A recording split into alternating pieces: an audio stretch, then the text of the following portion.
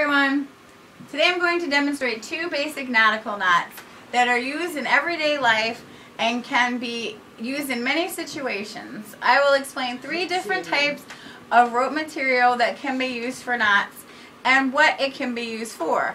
I will also give a brief history of the knot and briefly touch on its different uses. The history of the knot is older than sailing. Without the skill of knotting, the first sailing vessels would not have set sail in any body of water. Long before ships, the knot existed. There are examples of knots that have been preserved that are up to 10,000 years old. The early knots were made of plant fibers, also catgut, or the guts of animals, that had been used for hundreds of years before. Rope today is manufactured with a lay of left or right. Rope was made with a twist to the left or right 2,000 to 9,000 years ago. As rope developed from different materials, it became possible to use a wide variety of knots for specific purposes. According to Rain Borg, in May of 2011, an archaeologist, in ancient times, people knew how to secure their personal items by packing them in animal skins tied together with a rope and a special knot. The knot could only be opened with a tool called a bone file. The knot and the carefully filed bone were an early simple form of lock and key. Knots were also used as locks in early China. Ropes were tied together with strong knots that required a C, spelled S-I, the tooth of a wild animal, to undo them. These were the earliest keys made. Knots are divided into four main categories. There are bends that join two ropes together, hitches used to attach rope to an object when an object is used to anchor to a stationary object for the knot, knots, and then there are splices. Bends include splices and is a term used for lengthening of a rope.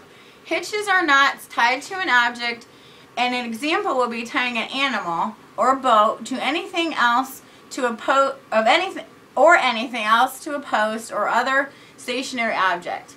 All hitches are dependent on the object it is tied to, and most will collapse if removed from its support or object.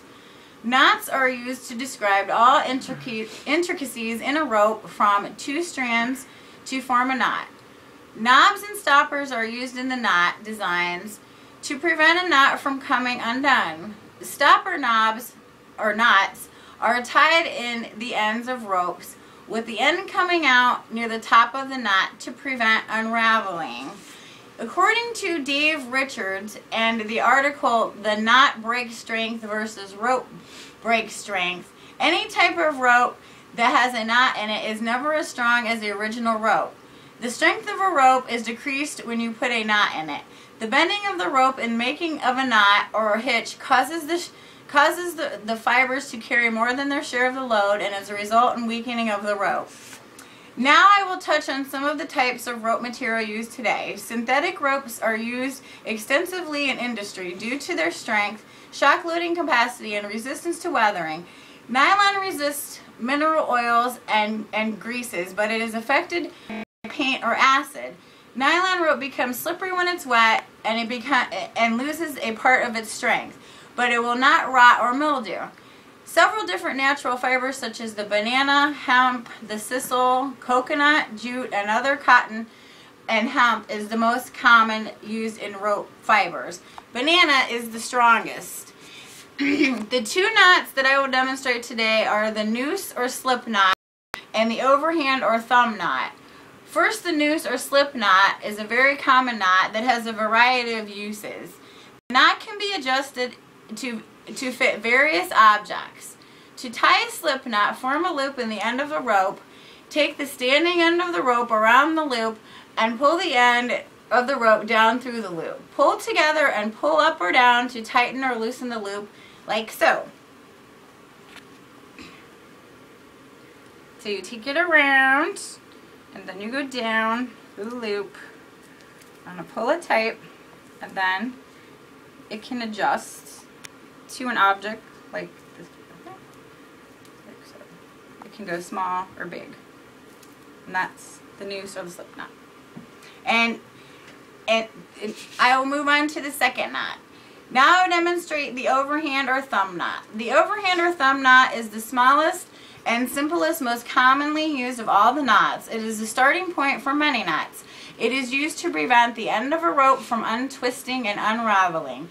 When tied at the end or standing part of a rope, this knot prevents it from sliding through a black hole or another knot. Also used to increase a person's grip on a rope, this knot reduces the rope strength of a rope by 55%, according to David Richards.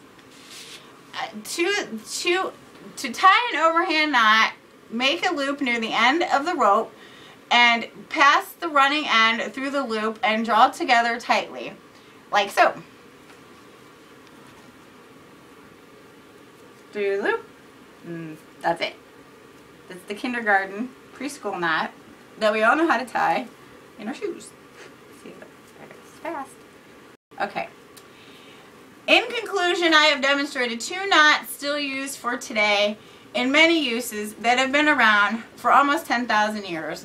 I hope that you have learned how to tie these knots and will be able to use them in your everyday lives. Thank you. Yay!